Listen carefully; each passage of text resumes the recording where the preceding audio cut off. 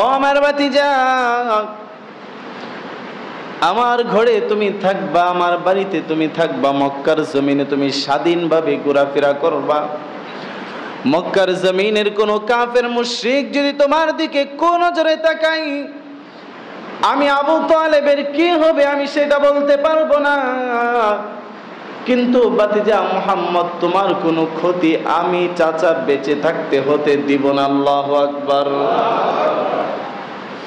আল্লাহ রাসূল সাল্লাল্লাহু আলাইহি ওয়াসাল্লামের চাচা আল্লাহ রাসূলকে ভালোবাসতো কি বাসতো না?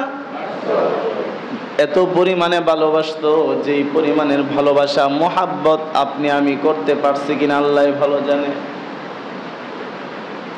কিন্তু শেষ অবধি পর্যন্ত একেবারেই যখন কিনা মৃত্যুর সন্নিকটে চলে গেল, আল্লাহ রাসূল সাল্লাল্লাহু আলাইহি ওয়াসাল্লাম সারা জীবন ভর চাচা আবু তালেবকে ইসলামের দাওয়াত দিল।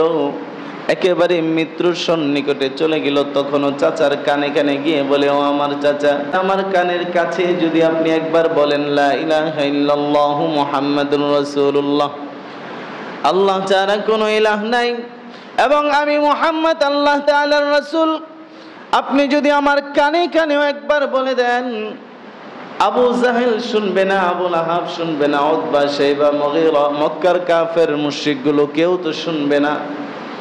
আমি শুধু জেনে রাখবো আপনি আমার কানে কানে একবার বলে গিয়েছিলেন, আল্লাহ তাআলার তাওহীদের সাক্ষী আপনি আমার কানে একবার দিয়ে গিয়েছিলেন, আমার কানে কানে আপনি একবার বলেছিলেন আমি মুহাম্মদ সত্য নবী।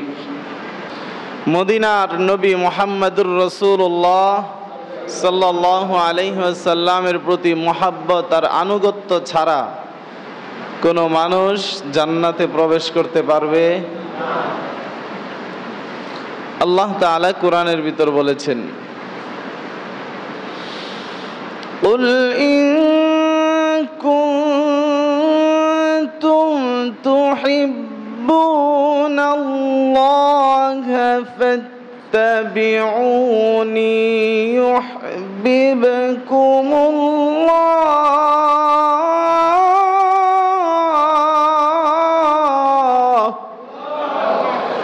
ওয়া ইয়াগফির লাকুম যুনুবাকুম ওয়াল্লাহু গফুরুর রহিম।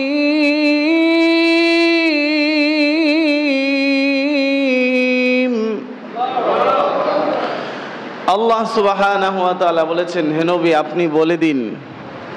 এই আয়াত অধিকাংশ জন আমরা শুনেছি, কমপক্ষে বয়ানে, না পারলেও অনেকে হয়তোবা তরজমাও দেখেছি।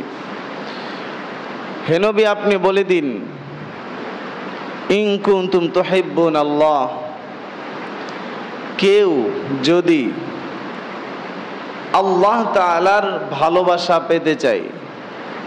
কার ভালোবাসা পেতে চায়? আল্লাহর ভালোবাসা আমাদের দরকার আছে কি নাই? সবাই বলেন আছে কি নাই? কম না বেশি? আল্লাহ তাআলা বলতেছেন, হে নবী আপনি বলে দিন, কেউ যদি আল্লাহ তাআলার ভালোবাসা পেতে চায়, ফাত্তাবিউনি, সে যেন আপনার অনুসরণ করে, সে যেন আপনার ইতাআত করে, আপনার আনুগত্য করে। ইউহিব্বুকুমুল্লাহ, যদি আপনার আনুগত্য করে তাহলে তার কি উপকার হবে জানেন? ইউহিব্বুকুমুল্লাহ, আল্লাহ তাআলা তাকে ভালোবাসবে। সুবহানাল্লাহ কইবেন না? কুরবানির গোশত টুস্ত খায় না, শক্তি বাড়ছে, একটু জোরে কইবেন তো সুবহানাল্লাহ, জোরে কোন সুবহানাল্লাহ। এবং আল্লাহ তাআলা বলতেছেন, ওয়ায়াগফির লাকুম, আমি আল্লাহ তাআলা শুধু ভালোবেসে রেখে দিব কেমন হয়? আমি আল্লাহ তাআলা তাকে মাফও করে দেব। কি মাফ করবে? একবারে স্পষ্ট বলতেছেন, যুনুবাকুম, তার পাপ সমূহ আমি আল্লাহ তাআলা মাফ করে দেব। কেন আল্লাহ তাআলা পাপসমূহ মাফ করে দিবে, ভালোবাসবে? আয়াতের শুরুর দিকে যদি চিন্তা করি তাহলে কেন? যদি আমরা আল্লাহর রাসূল সাল্লাল্লাহু আলাইহি ওয়াসাল্লামের আনুগত্য করি, ইতাআত করি, মুসলমানের জন্য মনে রাখতে হবে আল্লাহ তাআলা আয়াতের শেষের অংশে একেবারে শেষে বলতেছেন ওয়াল্লাহু গফুরুর রহিম। আল্লাহ তাআলা গফুর, ক্ষমাশীল, আল্লাহ তাআলা রহিম, দয়াময়। মুসলমানগুলো যেন এটা মনে রাখে, মানুষ যেন এটা মনে রাখে, আল্লাহ তাআলা তো ক্ষমাশীল, ক্ষমার গুণ যার ভিতর অপরিসীম আছে। কোনো ব্যক্তির ভিতর যদি শুধু ক্ষমার গুণ থাকে তাহলে একটা গুণ থাকলো, বাকি কারো ভিতর যদি ক্ষমার গুণ থাকে এবং দয়ার গুণটাও থাকে, শুধু ক্ষমা করে নাই, ক্ষমা করছে তো করছেই। একটা এক্সাম্পল বলছি শুধু, জাস্ট একজন ব্যক্তি অসহায়ত্ব অবস্থায় পইড়া আপনার কাছ থেকে ধরেন 1-2 হাজার টাকা কর্জে হাসানা নিস, এখন সময় হয়ে গেছে, দিতে পারতেছেন, আপনিও দেখতেছেন তার অবস্থা খুব খারাপ। সেই মুহূর্তে গিয়ে যখন কিনা দেখে মানুষ যে এই লোকটা অবস্থা খারাপ আছে, অথবা লজ্জা শরমের কারণে যদি সে একটু আড়াল হয়ে চলে, অনেক সময় অনেক মানুষ বলে যে আমি তাকে ক্ষমা করে দিলাম, এটা তার কাছ থেকে আমি নিব না। কিন্তু কিছু কিছু মানুষের ভিতরে এই গুণও আছে, যাক লোকটা যেহেতু বিপদে আছে, কত টাকাই তো এদিক সেদিক যায় বা দান খয়রাত করি, এই লোকটা যেহেতু বিপদে আছে তাকে শুধু ক্ষমা করলাম না, সে যেন আরেকটু ভালো চলতে পারে এই জন্য তাকে আরেকটু সহযোগিতা করলাম। এটা হচ্ছে ক্ষমা এবং দয়া উভয় গুণ সম্পন্ন, যেই গুণ অধিকাংশ মানুষের ভিতর আসাটা খুব কঠিন ব্যাপার। কিন্তু আল্লাহ তাআলার ভিতর এই গুণ আছে নাকি নাই? আমরা যেই পাপ করি আর যেই গুনাহ করি, যদি আল্লাহ তাআলা শুধু কাহ্হার নাম, আল্লাহ তাআলার যে কাহ্হারিয়াত গুণ আছে, কঠিন রাগান্বিতর যে গুণ আছে, আল্লাহ তাআলা যদি সেই রাগের নজরে তাকাইতো তাহলে আমরা সব মাটির নিচে ঢুকে যাইতাম। মাটি আল্লাহ তাআলার কাছে ডাক দিয়া বলে, আল্লাহ আপনার এই বান্দা এই জমিনের উপর থেকে এত পরিমাণে নাফরমানি করতেছে, আপনি আমাকে একবার অনুমতি দিন। মাটি বলে, জমিন বলে আল্লাহর কাছে, আল্লাহ আমাকে আপনি একবার অনুমতি দিন, আমি তাকে গিলে ফেলি, আমি ফাঁকা হয়ে তাকে আমার মাটির নিচে তাকে দাবিয়ে দেই। কিন্তু আল্লাহ তাআলা তো শুধু গফুর না, আল্লাহ তাআলা তো রহিম। এই জন্য আল্লাহ তাআলা বলে, মাটি তোকে আমি বানিয়ে দিয়েছি, আমার বান্দাগুলো, আমার বান্দিগুলো তোর উপর বিচরণ করবে, ইচ্ছে করলেই তুই তোর মন মতো যা মনে চাই তা করতে পারবি না। সুবহানাল্লাহ। আমার বান্দা আজকে এই মুহূর্তে নাফরমানি করতেছে, আমার বান্দা যখন কিনা আমার গফুর নামের কথা মনে পড়বে, রহমান নামের কথা মনে পড়বে, আমার সেই বান্দাই যখন কিনা আমার কাছে বলবে, আল্লাহ সারা জীবন অপরাধ করেছি, আপনি তো গফুর, সারা জীবন অপরাধ করেছি, আপনি তো রহিম, সারা জীবন গুনাহ করেছি, নাফরমানি করেছি, এই মুহূর্তে ফিরে আসলাম আপনার জমিনের উপর, আপনার সৃষ্টিকৃত জমিনের উপর, আপনার সৃষ্টিকৃত আসমানের নিচে নাফরমানি করেছি, এই মুহূর্তে আমি ফিরে আসলাম, আপনি ক্ষমা করে দিন, আপনি তো গফুর, গফফার, আপনি তো রহিম। আল্লাহ তাআলা সাথে সাথে সেই গুনাহগার বান্দার ডাকে সাড়া দিয়ে সেই বান্দাকে আল্লাহ তাআলা সাথে সাথে জানিয়ে দেয়, বান্দারে আমি তোর জিন্দেগীর গুনাহগুলোকে মাফ করে দিলাম। সুবহানাল্লাহ। শুধু মাফ করলাম ব্যাপারটা এমন নয়, আমার দয়া দিয়ে আমি তোকে ভরপুর করে দিলাম। আলোচনা সেই দিকে নয়, এই জন্য সেই দিকে আর যাচ্ছি না।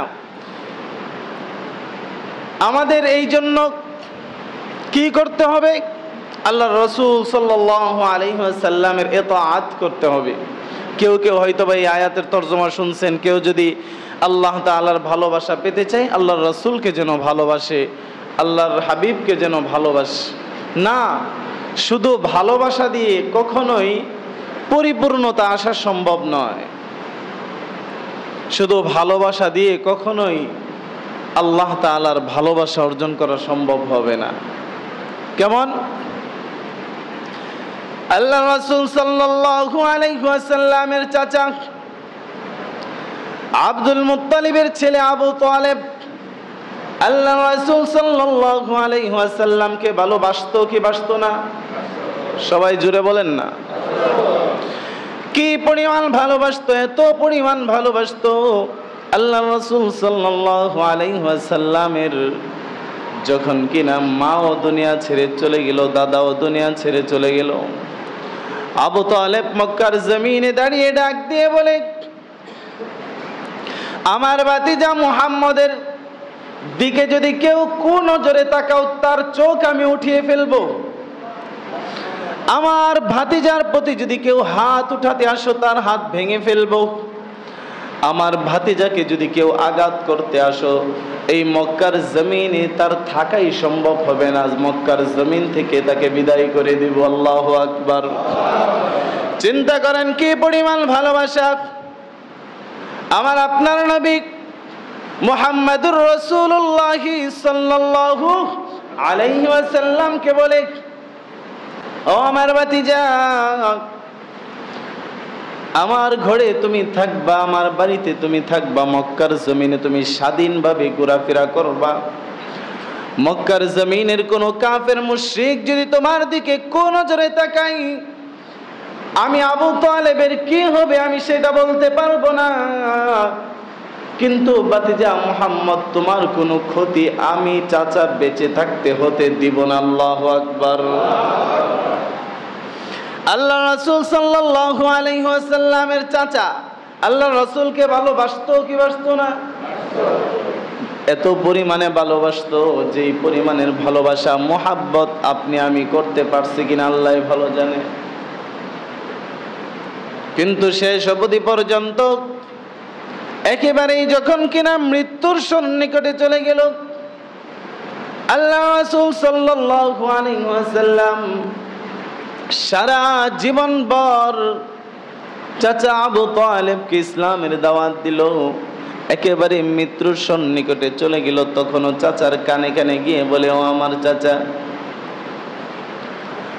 আপনি যদি আমার কানে কানেও একবার লা ইলাহা ইল্লাল্লাহু মুহাম্মাদুর রাসূলুল্লাহ সাল্লাল্লাহু আলাইহি ওয়াসাল্লাম, ও চাচা আমার কানের কাছে যদি আপনি একবার বলেন লা ইলাহা ইল্লাল্লাহু মুহাম্মাদুর রাসূলুল্লাহ, আল্লাহ ছাড়া কোনো ইলাহ নাই এবং আমি মুহাম্মদ আল্লাহ তাআলার রাসূল, আপনি যদি আমার কানে কানেও একবার বলে দেন, আবু জাহেল শুনবে না, আবু লাহাব শুনবে না, উতবা শাইবা মুগীরা মক্কার কাফের মুশরিকগুলো কেউ তো শুনবে না।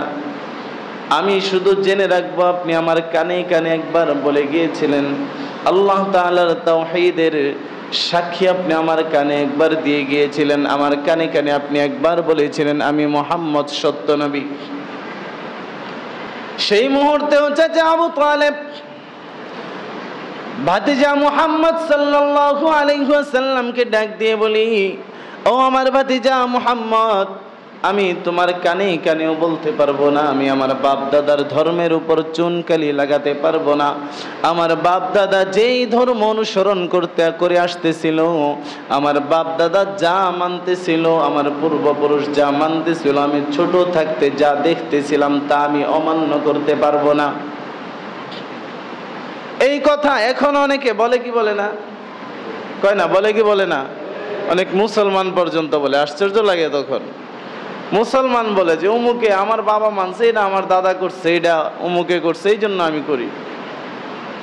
আরে না, বাবা করছে, দাদা করছে, বা আমার বাবা ভুল করতে পারে না? বলেন পারে না? আমার দাদা ভুল করতে পারে না? আমি যখন কোরআনের সঠিকটা জানবো, সুন্নাহের সঠিকটা জানবো, সেই সঠিকটা আমার জন্য সেই সাথে সাথে মানা সেটাই ফরজ। এটা মনে রাখতে হবে। যখন আমি সঠিকটা জানলাম, সাথে সাথে সঠিকটা মেনে নেওয়া, জেনে নেওয়া, এটাই হচ্ছে ইসলাম, এটাকেই বলা হয় ইসলাম। সেই মুহূর্তেও আবু তালেব বলে যে না, আমি পারবো না, আমি এই কালিমা স্বীকার করতে পারবো না। তো মুসলমান ভাই আমার, বন্ধুগণ আমার, বুঝেন দেখি, সেই মুহূর্তেও কিন্তু আল্লাহ রাসূল সাল্লাল্লাহু আলাইহি ওয়াসাল্লামকে আবু তালেব ভালোবাসতো এবং বলতেছে, ও আমার ভাতিজা, তুমি যে সত্য নবী এটা তুমি ছোট্ট থাকতেই বুঝতে পারছি। আল্লাহু আকবার। তুমি যে সত্য নবী এটা তুমি যখন একেবারে ছোট ছিলে, শিশু ছিলে, তখনই আমি বুঝতে পেরেছি। তুমি যখন তোমার মায়ের কোলে ছিলে তখনই আমি বুঝতে পেরেছি তুমি যে সত্য নবী। কিন্তু আমি তোমার উপর ঈমান আনতে পারবো না, তোমার আল্লাহর উপর ঈমান আনতে পারবো না। ও মুসলমান, এই ছিল আবু তালেবের ভালোবাসা। আর আবু বকর সিদ্দিক রাদিয়াল্লাহু তাআলা আনহুর ভালোবাসার ইতাআত আর আনুগত্য ছিল, ও নবী আপনার জন্য তো জীবন দিবই দেব, আপনার জন্য যখন যা করা লাগে আপনি যখন যা বলবেন সেটাই মেনে নিব। আল্লাহু আকবার। শুধু ভালোবাসা আর ইতাআত দুইটা এক জিনিস নয়। একে অপরকে ভালোবাসতে পারে, যে আমি তোমাকে অন্তর দিয়ে ভালোবাসি, এতটা ভালোবাসি, এখন তুমি কি খেতে চাও তাই তোমাকে দিতে রাজি আছি, তুমি যা করতে চাও তাই আমি তোমাকে এই মুহূর্তে এনে দিব। কিন্তু ইতাআত হচ্ছে, তাকে বলা হয় শুধুমাত্র তোমাকে দিব না, তুমি যেই সাজসজ্জায় আছো, তুমি যা কিছু গ্রহণ করেছো, তুমি যখন যা বলবে আমি সেটাই মেনে নিব, এটাকে বলা হয় ইতাআত। দেখবেন অনেক খেলোয়াড়কে আমার অনেক যুবক ভাইয়েরা পছন্দ করে, পছন্দ করতে যায় কি করে, সেই খেলোয়াড়ের মতো, সেই নায়কের মতো চুলের ডিজাইন কালার হয়ে যায়। হয় কি হয় না? বলেন না, হয় না? হয়ে যায়। সেই একজন খেলোয়াড় অথবা একজন নায়ক অথবা একজন সেলিব্রিটি তার মতো গেঞ্জি গায়ে দেয়, তার মতো পোশাক পরার চেষ্টা করে। এই যে একটা কার্যকলাপ করছে, এটাকে বলা হয় আনুগত্য করা। মুসলমানের চুল থেকে নিয়ে পায়ের নখ পর্যন্ত প্রত্যেকটা জায়গায় আনুগত্য হবে শুধুমাত্র রাসূলুল্লাহ সাল্লাল্লাহু আলাইহি ওয়াসাল্লামের। মুসলমান অনুসরণ করবে আল্লাহর রাসূলের সুন্নাহকে। মুসলমান কোনো ধরনের বিধর্মীদের কোনো কৃষ্টি কালচার, কোনো ধরনের ডিজাইন মুসলমান কখনোই মেনে নিতে পারে না। যদি কেউ এরকম ভাবে, বিভিন্ন আয়াত আসছে, কিন্তু সরাসরি আসছে হাদিসের ভিতর যে আল্লাহ রাসূল আপনার আমার জন্য সুপারিশ করবে আল্লাহ তাআলার কাছে। মাকামে মাহমুদে দাঁড়িয়ে আল্লাহ রাসূল সাল্লাল্লাহু আলাইহি ওয়াসাল্লাম তার নিজের আসনের উপর হাত রেখে আল্লাহ রাসূল সাল্লাল্লাহু আলাইহি ওয়াসাল্লাম চোখের পানি ঝরাতে ঝরাতে সেই মুহূর্তে কান্না করতে থাকবে আর আল্লাহ তাআলার কাছে বলতে থাকবে, মালিক, আমার একটা উম্মত যতক্ষণ পর্যন্ত মুক্তি না পাবে, আমার একটা উম্মত যতক্ষণ পর্যন্ত হাসরের ময়দানে ছুটাছুটি করতে থাকবে, আমার একটা উম্মত যতক্ষণ পর্যন্ত তার ব্যাপারে জান্নাত নির্দিষ্ট না হবে, ততক্ষণ পর্যন্ত আমি আমার আসনে যাচ্ছি না। আল্লাহর হাবিব সাল্লাল্লাহু আলাইহি ওয়াসাল্লাম হাদিসের ভিতর বলেছেন, কুল্লু উম্মতি ইয়াদখুলুনাল জান্নাহ, আমার প্রত্যেকটা উম্মতকে আল্লাহ তাআলা জান্নাত দিবে, তখনই আমি জান্নাতে প্রবেশ করব। যখন প্রত্যেকটা উম্মতের জন্য জান্নাত আল্লাহ তাআলা নির্ধারণ করে দিবে, তখনই আমি নবী মুহাম্মদ সাল্লাল্লাহু আলাইহি ওয়াসাল্লাম জান্নাতে প্রবেশ করার সিদ্ধান্ত নিব। মুসলমান, এই বয়ান তো বহুত শুনছেন যে আল্লাহ রাসূল আপনার আমার ব্যাপারে সুপারিশ করবে, আল্লাহ রাসূল আপনার আমার ব্যাপারে সুপারিশ করবে। হ্যাঁ, অবশ্যই করবে, কিন্তু এই বয়ান তো মনে হয় কমই শুনছেন।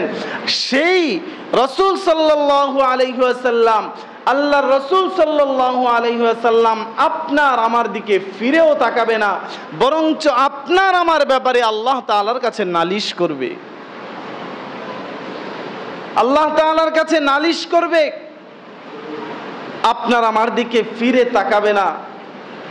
আপনার আমার আমলনামা যখন কিনা আমার আপনার নবী সাল্লাল্লাহু আলাইহি ওয়াসাল্লামের সামনে পেশ করা হবে, আপনার আমার সামনে যখন পেশ করা হবে, যখন কিনা আপনি আমি দেখব সুন্দরভাবে একবারে লিস্টটি শুরু থেকে শেষ পর্যন্ত খুলে যখন দেখে ফেলবো যে আপনার আমার আমলনামার ভিতর শুধু নাই আর নাই, আমল নাই আর নাই। যদি হিসাব করি ফজরের নামাজ নাই, যদি হিসাব করি জোহরের নামাজ নাই, আসরের নামাজ নাই, মাগরিবের নামাজ নাই, এশারের নামাজ নাই, শুধু নাই তো নাই, আরো শুধু গুনাহযুক্ত হয়েছে। যদি মাত্র এরকম হয় যে সারা জীবন ভর কাটিয়ে দিয়েছি আল্লাহ রাসূল সাল্লাল্লাহু আলাইহি ওয়াসাল্লামের আনুগত্যই করতে পারি নাই, সেই মুহূর্তে আপনার আমার নবী রাহমাতুল লিল আলামিন নবী, যেই নবী দুনিয়ার জন্য সারা জাহানের জন্য উভয় জগতের জন্য রহমত, সেই নবীও বলবে যে আমার এই উম্মত দিয়ে আমি কি করব, যেই উম্মত সারা জীবন ভর একটা বারের জন্য আমার ইতাআত করতে পারে নাই, আনুগত্য করতে পারে নাই, আমার এই উম্মত দিয়ে কি করব? মুসলমান বলেন দেখি, সেই মুহূর্তে যদি নবী আপনার আমার নবী মুহাম্মদুর রাসূলুল্লাহ সাল্লাল্লাহু আলাইহি ওয়াসাল্লাম আপনার আমার আমলনামার দিকে তাকিয়ে, আপনার আমার দিকে তাকিয়ে তখন এই কথা বলে দেই, উম্মত তোর জন্য আমি কষ্ট করেছি, জীবনের শুরু থেকে নিয়ে শেষ পর্যন্ত কষ্ট করেছি, আমি তোর জন্য চোখের পানি ঝরিয়েছি, শরীর থেকে রক্ত ঝরিয়েছি, তোর জন্য আমি এত কষ্ট করেছি, তোর 3.5 হাত বডির ভিতর চুল থেকে পায়ের নখ পর্যন্ত তো আমার কোনো সুন্নত আমি দেখতে পাচ্ছি না। তখন আপনার জবাব কি হবে বলেন দেখি? আপনাকে যখন বলবে, ছেলেনো গিয়ে বারবার বলতে পারছিস অমুক কাঠিন দাও, অমুক কাঠিন দাও, অমুক খেলোয়াড়ের কাঠিন দাও, অমুক নায়কের কাঠিন দাও, অমুক ডিজাইন দাও, যুবক একবারও কি ছেলেনে গিয়ে তুমি বলতে পারলা না আমার রাসূলের যে সুন্নাহ, সেই সুন্নাহ কাঠিনটা আমাকে দিয়ে দাও, আমার রাসূলের যে আদর্শ আমি মুসলমান, সেই আদর্শের কাঠিনটা আমাকে দিয়ে দাও। তুমি বিজাতিদের কাঠিন কেন তুমি নাও? তুমি তো এমন কাঠিন গ্রহণ করবে, তোমার ডিজাইন দেখে, তোমার কাঠিন দেখে বিজাতিরা বলবে যে দেখো সে কত সুন্দর কাঠিন অবলম্বন করতেছে, এটা আমাদের নেওয়ার দরকার। বিজাতিদের কাঠিন মুসলমানের ভিতর ঢুকিয়ে দিয়ে মুসলমানের যে অরিজিনাল আচার ব্যবহার কাঠিন আছে সেটা বিজাতিরা গ্রহণ করে নিচ্ছে, মুসলমান খবরও নাই। উন্নত দেশগুলোর দিকে তাকান, তখন আপনি মুসলমানদের আচার ব্যবহার কেমন ছিল সেই আচার ব্যবহার পাবেন। সেটা তারা কোত্থেকে নিল আপনি কল্পনা করতে পারবেন না। আমাদের নবী সাল্লাল্লাহু আলাইহি ওয়াসাল্লামের জীবনী নিয়ে একজন খ্রিস্টান মাইকেল ছাট দ্য 100 নামে একটি বইও লিখেছে। সেই বইয়ের প্রথমেই যেই ব্যক্তির জীবনী দিয়েছে, পৃথিবীর বিখ্যাত বিখ্যাত মনীষীদের জীবনী লিখেছে, সেগুলো লিখতে গিয়ে সর্বপ্রথম যার নাম এসেছে তিনি হচ্ছে আমাদের নবী মুহাম্মদুর রাসূলুল্লাহ সাল্লাল্লাহু আলাইহি ওয়াসাল্লাম। মুসলমান একজন খ্রিস্টান সে চিনল মুহাম্মদুর রাসূলুল্লাহকে, একজন খ্রিস্টান হয়ে বুঝলো যে মুহাম্মদুর রাসূলুল্লাহ উত্তম আদর্শের ছিল। আল্লাহ তাআলা যে উত্তম আদর্শের কথা বলেছেন মুহাম্মদুর রাসূলুল্লাহ নামে, মুহাম্মদুর রাসূলুল্লাহ উত্তম আদর্শের ছিল। আর তুমি আর আমি খ্রিস্টানদের, ইহুদিদের কৃষ্টি কালচার মানার চেষ্টা করি। আশ্চর্যের ব্যাপার, আশ্চর্যের ব্যাপার মুসলমান, যদি আপনার আমার কৃষ্টি কালচার, আচার ব্যবহার, চলাফেরা মুহাম্মদুর রাসূলুল্লাহর অনুগত্য না থাকে, মুহাম্মদুর রাসূলুল্লাহর আদর্শ না থাকে, মনে রাখবেন মুসলমান, আজকে এই বিপরীত বয়ানটা আপনি মনে রাখবেন, আপনার জন্য মুহাম্মদুর রাসূলুল্লাহ সুপারিশ করবে না, আপনার জন্য সুপারিশ করবে না। যে মানছেন না তাকেই বলছি, যে সুন্নাহ মানতে পারেন না, সুন্নাহ বাদ দিয়ে অন্য কিছু মানার চেষ্টা করেন, যে সুন্নাহ আমার কাছে ভালো লাগে না, এটা কেন ভালো লাগবে, এটা আমার কাছে ভালো লাগে না, আমি অন্য কৃষ্টি কালচার মানছি, আমি তাকেই বলছি। মনে রাখবেন, আপনার জন্য আল্লাহ রাসূল সুপারিশ করবে না। এখন আপনি বলেন, আপনি কত বড় বেটা হয়ে গেছেন, কত বড় হেডামলা হয়ে গেছেন, নিজের আমল আর নিজের ইমানের শক্তিতে, নিজের আমলের শক্তিতে আপনি জান্নাত পর্যন্ত যাইতে পারবেন? আছেন কেউ? বলেন সবাই, আছেন? এত বড় ইমানের শক্তি হয়ে গেছে। আরে আবু বকর সিদ্দিক রাদিয়াল্লাহু তাআলা আনহু আল্লাহ রাসূল সাল্লাল্লাহু আলাইহি ওয়াসাল্লামকে এমন ভাবে ভালোবেসেছে, আল্লাহ রাসূল আবু বকর সিদ্দিক রাদিয়াল্লাহু তাআলা আনহুর রানের উপর শুয়ে ঘুমিয়ে গিয়েছে। আবু বকর সিদ্দিক রাদিয়াল্লাহু তাআলা আনহুকে সাপ এসে দংশন করেছে। আবু বকর সিদ্দিক রাদিয়াল্লাহু তাআলা আনহুর শরীর সাপের বিষে নীল হয়ে গিয়েছে, নীল বর্ণ হয়ে গিয়েছে। তখনও বলে যে আমি মরে যাই তাও আমার নবীকে যেন সাপ ধর্ষণ করতে না পারে, ধ্বংসন করতে না পারে, আমার নবীর যেন কোনো ক্ষতি না হয়। সেই আবু বকর নবীর জন্য যখন প্রত্যেকটা ক্ষণে ক্ষণে জীবন দেওয়ার জন্য প্রস্তুত হয়ে গিয়েছে, আপনি ধারণা করতে পারেন না সেই আবু বকর সিদ্দিক রাদিয়াল্লাহু তাআলা আনহু গাছের পাতার দিকে তাকিয়ে তাকিয়ে বলতো, ইয়া ইবনে কুহাফা, ইয়া আবু বকর, হে আবু বকর তুই গাছের পাতার দিকে তাকিয়ে দেখ, ইয়া লাইতানি কুনতু ওয়ারাকা, ইয়া লাইতানি কুনতু শাজারা, ইয়া লাইতানি কুনতু তুরাবা। হে আবু বকর, তুই আবু বকর হয়ে, তুই আবু বকর না হয়ে যদি তুই গাছের পাতা হয়ে যাইতি, আবু বকর রে তুই আবু বকর না হয়ে যদি গাছ হয়ে যাইতি, আবু বকর রে তুই আবু বকর না হয়ে যদি তুই মাটি হয়ে যাইতি, তাহলে তো তোর হাসরের ময়দানে আল্লাহর সামনে দাঁড়াতে হতো না। তুই কি নিয়ে দাঁড়াবি? তোর ভিতর কি আমল আছে? তোর এমন কি আছে যে তুই কি নিয়ে আল্লাহর সামনে দাঁড়াবি? তোকে যে আল্লাহ তাআলার সামনে দাঁড়াতে হবে। ফাআম্মা মান খাফা মাকামা রাব্বিহি ওয়া নাহান নাফসা আনিল হাওয়া মাকামা রাব্বি। আল্লাহর সামনে যে তুই দাঁড়াবি রে আবু বকর, কি নিয়ে তুই দাঁড়াবি? তুই গাছের পাতা হয়ে যেতে পারলি না। ও মুসলমান, আপনাকে বলবো, আবু বকর সিদ্দিক রাদিয়াল্লাহু তাআলা আনহুর চেয়েও কি আপনার ইমানের জোর বেশি হয়ে গেছে? সবাই বলেন, বেশি হয়ে গেছে? আবু বকর সিদ্দিক রাদিয়াল্লাহু তাআলা আনহুর চেয়ে কি নবীর প্রতি আপনার আমার ভালোবাসা বেশি হয়ে গেছে? আবু বকর সিদ্দিক রাদিয়াল্লাহু তাআলা আনহুর চেয়ে কি আপনার আমার আমল বেশি হয়ে গেছে? কোনোটাই না। আবু বকর সিদ্দিকের চেয়ে আপনার আমার আমলের পাল্লা ভারী করা অসম্ভব নয়। কেননা উমর রাদিয়াল্লাহু তাআলা আনহু আবু বকর সিদ্দিক রাদিয়াল্লাহু তাআলা আনহুকে বলেছিল, ও ভাই আবু বকর, আপনার একটা রাতের আমল নামা আমাকে দিয়ে দেন, আমার সারা জীবনের যত আমল নামা আছে আমি আপনাকে দিয়ে দিতে চাই। আল্লাহু আকবার। বলে যে উমর, তুমি এটা কি চাচ্ছ? তুমি তো অনেক আমল করছো, তুমি তো অনেক ত্যাগ দিয়েছো, তুমি অনেক যুদ্ধে তুমি শরীক হয়েছো, তোমার শরীর থেকে রক্ত ঝরিয়েছো, কি বলতেছো তুমি এইসব? আমার এক রাতের আমলের বিনিময়ে তোমার সারা জীবনের আমল তুমি দিয়ে দিতে চাও?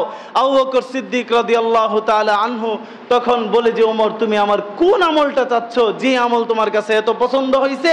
অথচ আমি আবু বকর তো সব সময় চিন্তা থাকি, না জানি আমার আল্লাহ আমার উপর নারাজ হয়ে যায়। সেই সময় ওমর রাদিয়াল্লাহু তাআলা আনহু আবু বকর সিদ্দিক রাদিয়াল্লাহু তাআলা আনহুকে বলে, ও ভাই আবু বকর, ওই যে হিজরতের রাত্রিতে আপনি নবীর সাথে মক্কা ছেড়ে মদিনায় হিজরত করেছিলেন, হিজরতের রাত্রিতে আপনি শুধুমাত্র একাকী নবীর সাথে হিজরত করেছিলেন, কেউ ছিল না। একবার ডানে যান, বামে যান, সামনে যান, পিছনে যান, শেষ পর্যন্ত গুহার ভিতরে প্রবেশ করেন। এরকম ভাবে দীর্ঘ পথ আল্লাহর রাসূলের সাথে আপনি হিজরত করেছেন। যেই রাত্রিতে আপনাকে সাপে ধ্বংসন করেছিল, সেই রাত্রির আমলটা যদি আপনি আমাকে দিয়ে দেন, আমার সারা জীবনের আমল আমি আপনাকে দিয়ে দিতে চাই। আল্লাহু আকবার।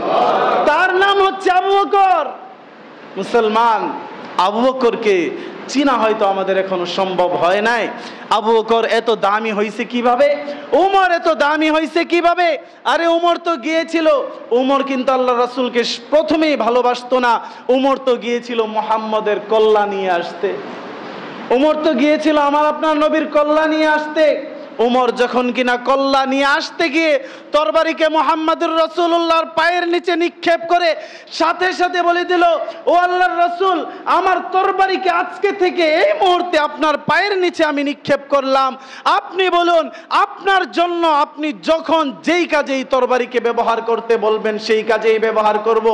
আজকের পর থেকে মদিনা মক্কার ভিতর এমন কোনো মায়ের সন্তানের জন্ম হয় নাই আমি ওমরের সামনে দাঁড়িয়ে ইসলামের বিরুদ্ধে কেউ কিছু বলবে। আল্লাহু আকবার। তার নাম হচ্ছে ওমর। মুসলমান, শুধুমাত্র ভালোবাসা না, শুধুমাত্র ভালোবাসা দিয়ে আপনার আমার পরকাল সুন্দর করা সম্ভব নয়। ভালোবাসার সাথে লাগবে ইতাআত আর আনুগত্য। শুধু ভালোবেসেছিল আবু তালেব, আব্দুল মুত্তালিবের ছেলে আবু তালেব, রাসূল সাল্লাল্লাহু আলাইহি ওয়াসাল্লামের চাচা। আর আনুগত্য করেছে ওমর, আনুগত্য করেছে ওসমান, আনুগত্য করেছে আলী, আনুগত্য করেছে অন্যান্য সাহাবীগণ। আল্লাহ রাসূলের সমস্ত সাহাবীগণ আনুগত্য করেছে। সবাই দামি হয়ে গিয়েছে। সবার ব্যাপারে আল্লাহ রাসূল, আল্লাহ তাআলার বাণী হচ্ছে রাদিয়াল্লাহু আনহুম ওয়া রাদু আন। আল্লাহ তাআলা বলেছে, আমিও আপনার সাহাবীদের উপর সন্তুষ্ট, আপনার সাহাবীরাও আমি আল্লাহর উপর সন্তুষ্ট। আল্লাহু আকবার। মুসলমান, এই জন্য আপনি আর আমি আল্লাহর রাসূলের আনুগত্য করতে রাজি আছি। সবাই রাজি নাই, পেছে বইরা যাব নাকি? সবাই রাজি আছি? সবাই রাজি আছি? সবাই রাজি?